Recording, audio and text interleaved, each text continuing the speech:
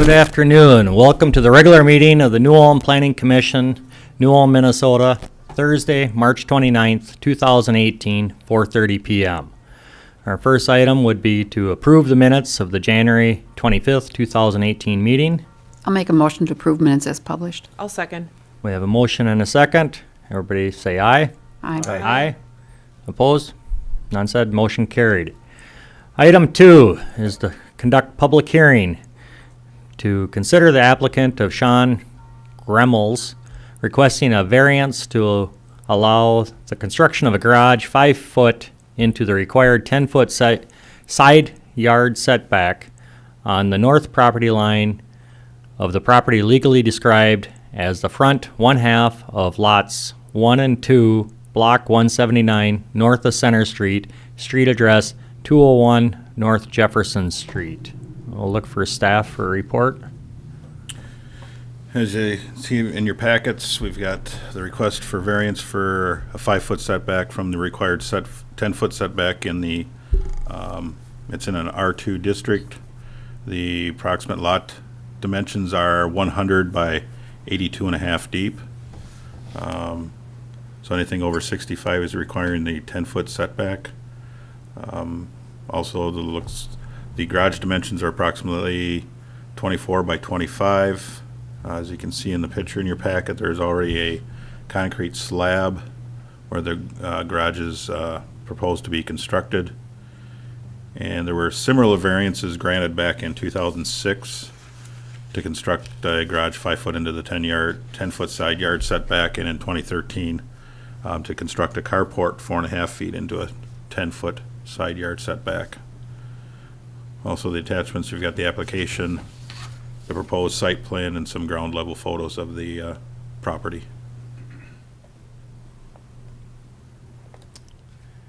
That's it. This is a public hearing. If anybody would like to speak on behalf of it. Yep. Please step up to the podium and state your name and address for the record. I'm Sean Gremmels, 201 North Jefferson Street, New Ulm. Just to make some minor adjustments to what Elwood had said there, I'm proposing 24 by 26 deep. The concrete pad that is there now is 18 by 21 and constructed by a previous owner. I plan to remove that, start over if granted the variance due to deterioration of the concrete as is, and just feedback from masons and contractors that I'm better off starting from scratch with my foundation. And other than that, most certainly open to any questions on the application. I do not have access to the alley. 3 owners prior actually, the Schrader family had the back half lot of lot 2 as well as the front half of lot 1 where they had their garage, an older garage. And so for me to accommodate getting a comfortable 2-stall garage, initially when I purchased I thought it'd be doable as is, but upon further review it was just going to be too tight for a double. Then I thought about attaching to the house, but the previous owners had done an addition in the 90s of a bedroom right off the north side of the house, so that kind of was a challenge logistically to create an entrance there, given that I have a nice porch in the back. My plan would be to make that more my main entrance. Now we use the front. Furthermore, it's a little cost prohibitive to try and attach, and also I thought aesthetically to do an attached garage, it would probably be best for me to carry my roof line from that addition straight over, and I thought that would take away from the aesthetics of the front of the home. And then so as I looked further at it, my house sits, the bedroom addition runs north-south, the peak does, and then the highest point of my home is east-west. And so I thought to as my peak is east-west as you look from Jefferson straight on. Then I have the north-south peak of the bedroom. Then I think a east-west garage is gonna look nicer. So that, and then when I talked about doing an attached garage with a east-west peak and tying that other gable into it, it was gonna be too much to do. So I think those are my reasons mainly for Sure. that. So thank you. I've got a question for you. Have you talked to your neighbors in regards to this? Do they have any concerns? I have not. I spoke with Elwood last summer. He stopped by and looked at it. So I kind of and told him what I wanted to do, and he told me that a variance application would be required. I had told the McFarlands, they have 2 homes right next to me. I had told them I do plan to build a garage, but I have not discussed with them my application for variance to go 5 feet closer. In reading the master plan and things and looking at there's statements about blocking sunlight and things from my neighbor. I think the fact that the east-west peak would allow the sun to be in there a lot better than if I went north-south with it straight across, but I have not spoke with them. Okay. Yeah. I guess I got a question for staff. Did we receive any written or oral response into regard to I the received notice? nothing, no. Didn't receive any responses. I got a question. When you look at the aerial view, isn't it, because it's the greenhouse that sits, I don't know which direction it is, but is that house closer to the lot line than 10 feet? I mean, it looks like it from the aerial view. Doesn't it? On the photos I provided, or was that on? I don't know. It's an aerial one. It might be one that's staff because it's got the parcel reports on it. Yeah.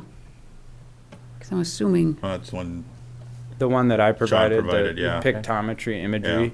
yeah. Yeah. That, I know that those lot lines are not accurate on Oh, okay. that photo. Okay, that's why it looks different It's that way. shifted Got it. forward a ways. Okay. If you look at the photo, the boundary, there's a fence.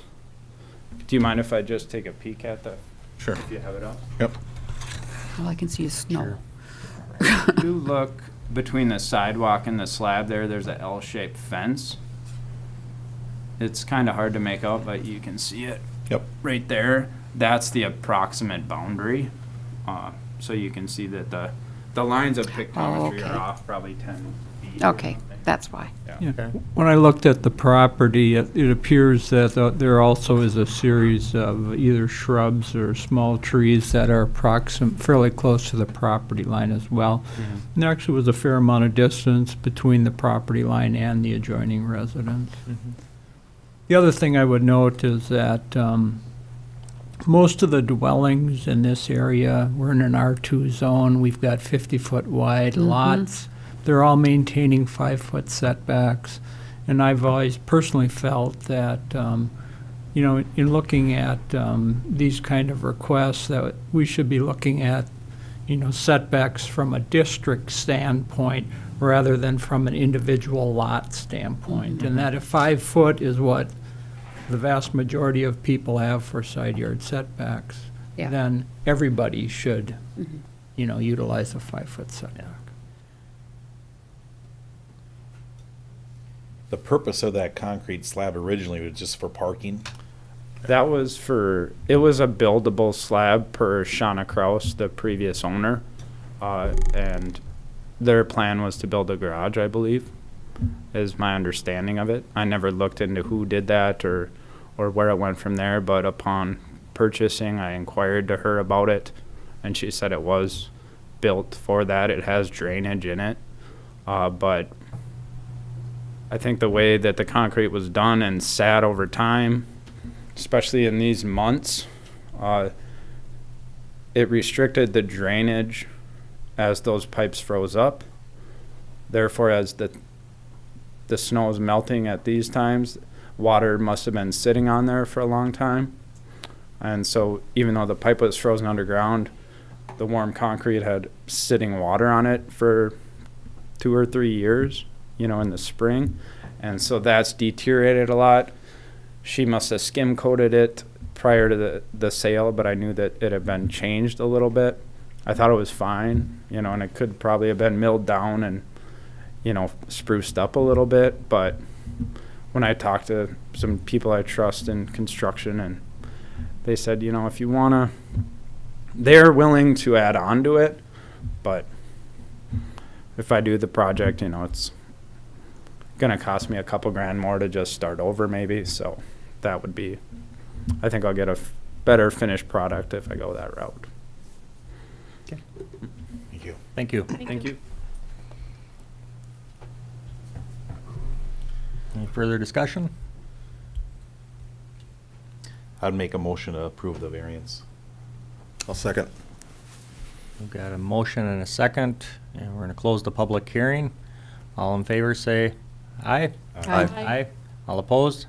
None being said, motion carried. Item B today would be to consider the applicant of Brent Donner, president of DLC Manufacturing and Fabrication Incorporated, and Jeff Dietrich, president of New Ulm Economic Development Corporation, requesting a conditional use permit to allow the location of a metal fabrication business on property zoned I-1 Planned Industrial District and legally described as Lot 5, Block 3, Airport Industrial Park, street address 20 Thompson Street. Okay, notice of the public hearing has been sent to all property owners within 350 feet of the property. The property is located north of Thompson Street, south of County State Aid 29, and west of North Highland Avenue. The site is currently being farmed. Property to the south and west is zoned I-1, and to the east, I-1 and R3, which is multiple family residence district. Property to the north is located in both the city and Brown County. City property is zoned R3, and county property is zoned I-1, which is a limited industry district. Property to the south is occupied by LK Cabinetry, and to the north, east, and west it is either farmed or vacant. The applicant proposes to construct a new building ranging in size from 20,000 to 25,000 square feet. The building will be occupied by DLC Manufacturing and Fabrication Incorporated, and they are a metal fabrication business. The business is currently located at 1510 South Minnesota Street. The total lot area is 5.37 acres. The rear portion of the property slopes to the east. A metal fabrication business is not listed as a permitted use in the I-1 zoning district. Uses allowed in the I-1 district with a conditional use permit include any manufacturing, production, processing, cleaning, storage, servicing, repair, and testing of materials, goods, or products similar to those listed in subdivision 2 of this section, which is the I-1 zoning section, which conform with the performance standards set forth for this district. A metal fabrication business would be a permitted use in the I-2 zoning district. In order to recommend approval of the permit, the Commission will need to determine that the request complies with the conditions required for the granting of a conditional use permit. Those are found in Section 9.82, Subdivision 2. The reverse side of the application lists the 7 conditions and the applicant's response to them. An 8th question asks, why should the city approve your request? The applicant's response was, it will allow applicant to remain in New Ulm where it employs several people and to expand applicant's current business and develop a portion of the airport industrial park. The city previously issued a conditional use permit to the business in January of 2008. This permit allowed it to operate a sheet metal processing facility in a B2 zoning district at 1510 South Minnesota Street. The staff is not aware of any concerns associated with the operation of the business at that particular location. And would note that almost all business operations take place within the building. Attached is a copy of the application, a zoning map showing the location of the property, the permitted uses in the I-1 zoning district, a copy of the Brown County zoning map for this area, an aerial photograph of the property, and a ground level photograph of the property. Staff would recommend approval of the request with a condition that the applicant pay the cost to record the permit with Brown County. Staff would make this recommendation for the following reasons. The request complies with the conditions required for the granting of a conditional use permit.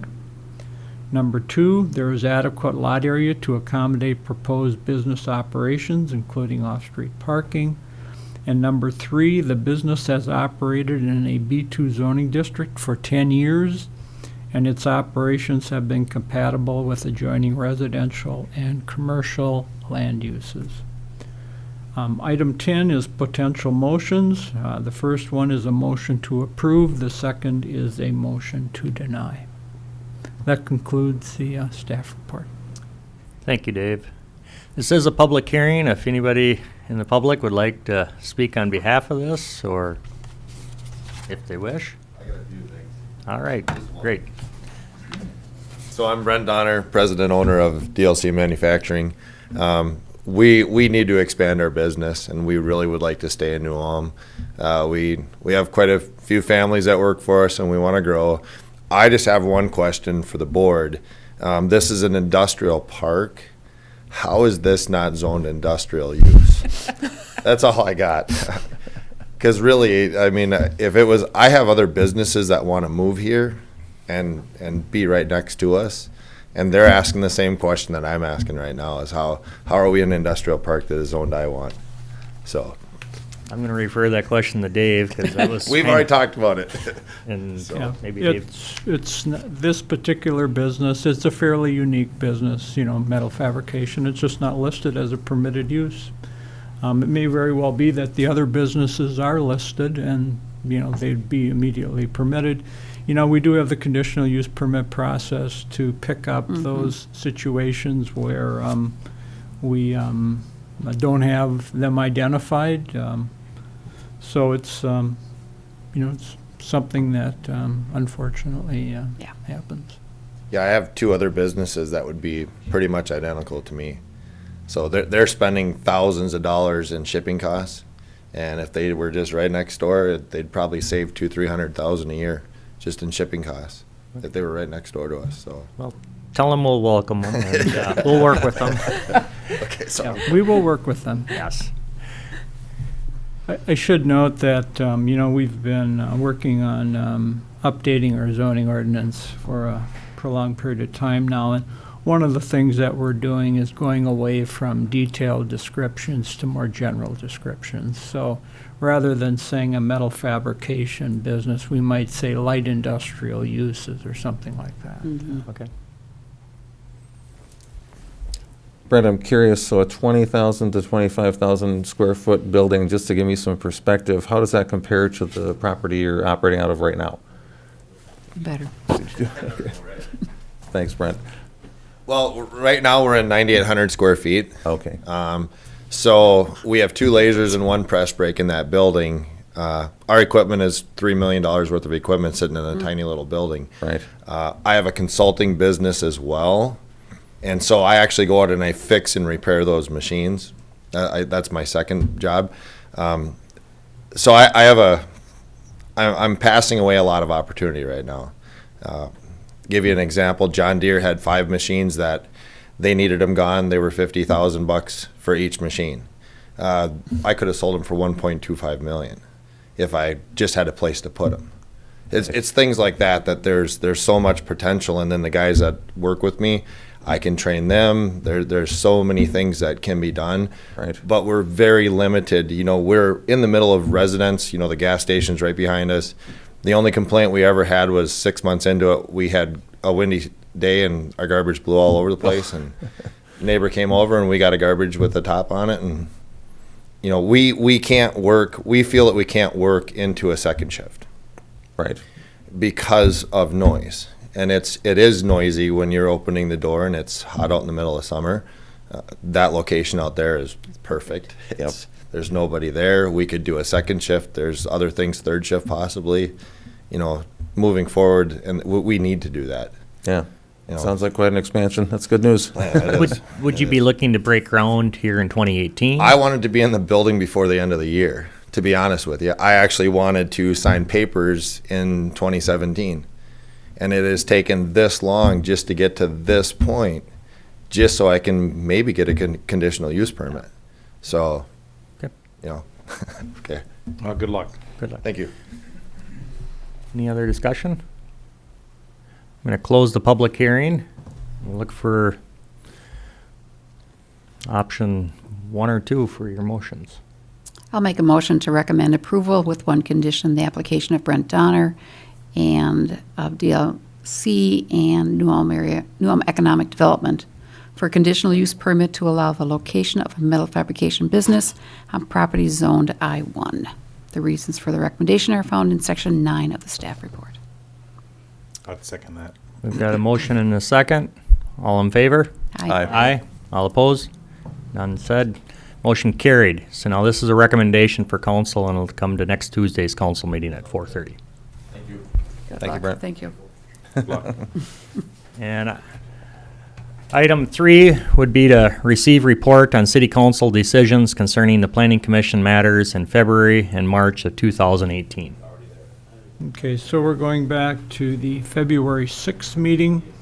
At that time, they approved the petition of Tim Ray on behalf of Prairie Land Development, LLP, to rezone property from RA to R1 and R2 in Fair Hills 6th Edition. They also approved 2 variances that were associated with the plat. At the February 20th meeting, they conducted a public hearing on the plat of Fair Hills 6th Edition, and they approved it with conditions. Just for your information, the new street name is Red Bud Road. You may remember that we didn't have that information at the time that you reviewed the final plat. And if you're interested, it's a shrub or a small tree, and it's very colorful. They also have elected to pay cash for parkland dedication purposes. Also at that meeting, they approved a resolution to petition district court to establish a charter commission. And I believe the commission will consist of 9 members, and they will be going through the city charter to review potential changes to that document.